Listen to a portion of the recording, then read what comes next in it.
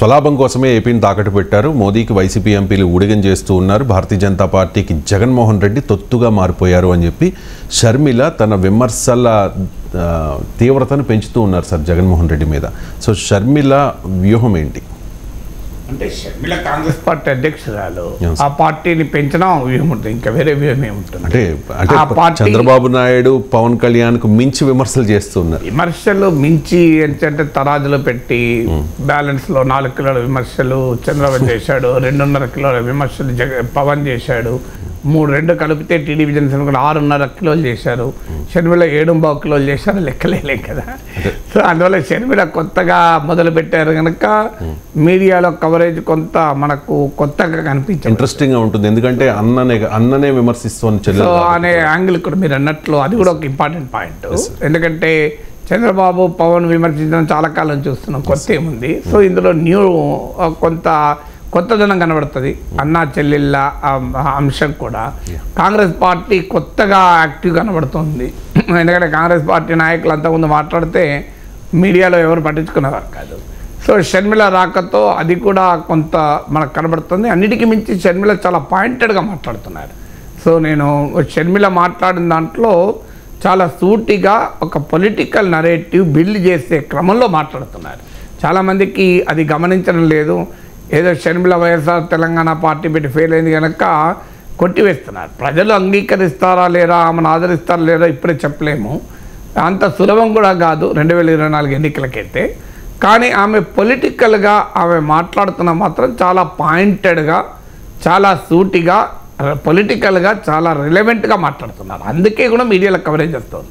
మీడియాలో కూడా ఇంత చర్చ రావడానికి కారణం she making politically sharp comments. ఎందుకంటే ఇప్పుడు జగన్ పైన కూడా ఆమె పోరాటంలో 2 యాంగిల్స్ చాలా స్పష్టంగా కనబడుతున్నాయి. ఒకటి చాలామంది గమనించిన యాంగిల్ ఏంటంటే ఆమె నిన్న ఇంకో స్టేట్మెంట్ కూడా ఇచ్చారు, వైఎస్ బిడ్డనే కానీ వైఎస్ పాలన లేదు అన్నారు. అంటే చాలా క్లియర్గా రాజశేఖర రెడ్డి వారసత్వం, వైఎస్ రాజశేఖర రెడ్డి పొలిటికల్ లెగసీకి సోల్ ప్రొప్రైటర్గా జగన్మోహన్ రెడ్డి ఉన్నాడు. ఎందుకంటే రాజశేఖర రెడ్డికి ఉన్న మంచి పేరు వల్ల ఆ పేరు జగన్మోహన్ రెడ్డిని ఈ స్థాయిలో నిలబెట్టింది. లేకుంటే రాజశేఖర రెడ్డి లెగసీ లేకపోతే జగన్మోహన్ రెడ్డి ఏముంది? ఇప్పుడంటే జగన్మోహన్ రెడ్డి ముఖ్యమంత్రి అయ్యాడు కనుక ఆయనకంటూ ఒక సొంత ఇమేజ్ వచ్చింది. కానీ ఆయన రాజకీయాల్లో కాంగ్రెస్ పార్టీలో తిరుగుబాటు చేసి వైఎస్ఆర్ కాంగ్రెస్ పార్టీగా పెట్టిన రోజు Jaganmohan Reddy is nothing in public life.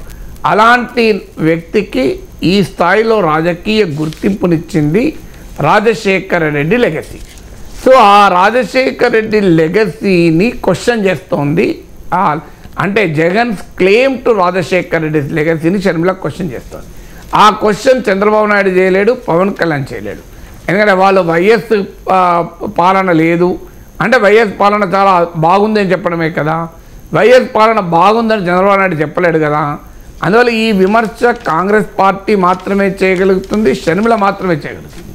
Congress పార్టీకి కూడా ఒక ఛాలెంజ్ ఏముండే అంటే రాజశేఖర రెడ్డిని మీరు ఎప్పుడో డిజోన్ చేసుకున్నారు కదా అనే విమర్శ కూడా ఉండేది. షర్మిల వచ్చే వరకు ఆమె కాంగ్రెస్ పార్టీ నాయకురాలుగా వచ్చినప్పుడు రాజశేఖర రెడ్డి కూతురు కాంగ్రెస్ పార్టీ ముఖ్యమంత్రి, అందువల్ల రాజశేఖర రెడ్డి ఆ పార్టీ ముఖ్యమంత్రి, షర్మిల రాజశేఖర రెడ్డి కూతురు, ఈ 2 కాంబినేషన్ కలవడం వల్ల ఆమె జగన్కు క్లెయిమ్ టు వైఎస్ఆర్ లెగసీని ప్రశ్నిస్తుంది. అందుకే ఈ స్టేట్మెంట్ ఇచ్చారు, వైఎస్ బిడ్డనే కానీ వైఎస్ పాలన లేదు అని. అందువల్ల రాబోయే కాలంలో షర్మిల క్యాంపెయిన్ వల్ల రాజశేఖర రెడ్డి వారసత్వాన్ని, జగన్మోహన్ రెడ్డి రాజకీయాన్ని డిస్కనెక్ట్ చేసే పని చేస్తుంది. 2 రాజశేఖర రెడ్డి బిడ్డగా, రాజన్న బిడ్డగా తాను కూడా ఆ లెగసీకి ఒక హక్కుదారు అని ముందుకు వస్తుంది. అందుకే ఈ 2 ఫ్యాక్టర్స్ను కూడా ఆమె క్లియర్గా తమ పొలిటికల్ స్టేట్మెంట్లో కనబడుతుంది.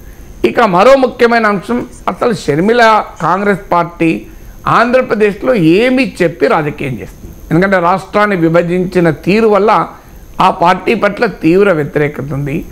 ఆ పార్టీకో పొలిటికల్ నరేటివ్ ఏముంది? జగన్ ఓడించమని చెబితే అది కొత్తగా నువ్వు చెప్పేది ఏంది? చంద్రబాబు పవన్ కళ్యాణ్ చెప్తున్నప్పుడు జగన్ను ఓడించండి అనే అంశం పైన ప్రజల దగ్గరికి పోతే జగన్ను ఓడించడానికి కాంగ్రెస్ ఓటు వేయకూడదు కదా, టీడీపీ జనసేన ఓటేయాలి కదా అనుకుంటారు.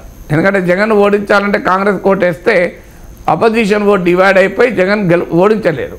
అందువల్ల జగన్ ఓడించండి అని మాత్రమే కాంగ్రెస్ క్యాంపెయిన్ చేస్తే అది ఒక రకంగా టీడీపీ జనసేన కూటమికి క్యాంపెయిన్ చేసినట్లే. అందుకొరకు వారు దానికి అదనంగా ఇంకో పొలిటికల్ నరేటివ్ కూడా షర్మిల కాంగ్రెస్ చెప్పగలగాలి. సో అక్కడే కాంగ్రెస్ పార్టీ మాత్రమే చెప్తున్న యాంటీ బీజేపీ పొలిటికల్ నరేటివ్ కూడా ముందుకొచ్చింది. అందుకే మీరు బీజేపీకి తొత్తుగా ఉన్నారు, ప్రత్యేక హోదా ఇవ్వకపోయినా బీజేపీకి మద్దతు ఇస్తున్నారు. అంతకుముందు చంద్రబాబు నాయుడును డిమాండ్ చేశారు మంత్రులు రాజీనామా చేయాలి ఎన్డీఏ నుంచని, మీ ఎంపీలతో అవిశ్వాస తీర్మానం వ్యతిరేకంగా పెట్టించారు, ఎంపీలుగా రాజీనామా చేయించారు, ఇప్పుడు ఏం చేస్తున్నారు అంటూ జగన్ను ప్రశ్నిస్తోంది, చంద్రబాబు నాయుడు కూడా ప్రశ్నిస్తోంది, రెండు పార్టీలకు కూడా. ఇక్కడ బీజేపీని అడిగే దమ్ము ధైర్యము వైసీపీకి లేదు, టీడీపీకి లేదు. అందువల్ల వారి బలహీనత నుంచి షర్మిల నాయకత్వంలో కాంగ్రెస్ తన బలాన్ని వెతుక్కుంది.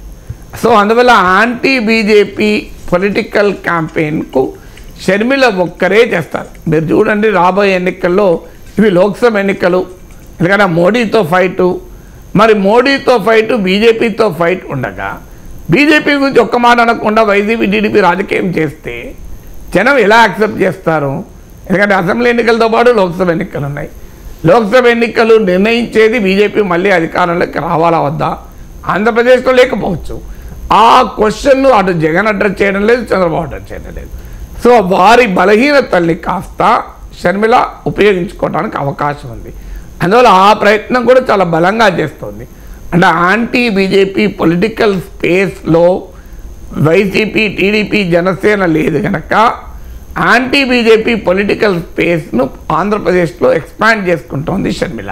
ఎందుకంటే బీజేపీ పట్ల కూడా ప్రజలు అంతే కోపంతో ఉన్నారు. బీజేపీ పట్ల డబుల్ కోపం, కాంగ్రెస్తోనైనా ఒక్క విభజించిన దానికే. బీజేపీ విభజనకు సహకరించడమే కాకుండా విభజన హామీలు అమలు చేయలేదు, ప్రత్యేక హోదా ఇవ్వలేదు. అందువల్ల డబుల్ కంప్లైంట్ ఉంది బీజేపీ పైన. సో ఆ యాంటీ బీజేపీ పొలిటికల్ స్పేస్ను తను ఆపరేట్ చేస్తుంది. అలాగే వైఎస్ లెగసీకి హక్కుదారుగా ఉంటుంది. ఈ రెండు పొలిటికల్గా చాలా షార్ప్గా ఆమె ప్రజెంట్ చేస్తుంది కనుక ఆ కవరేజ్ ఆమెకు వస్తుంది, ఆ చర్చ జరుగుతుంది.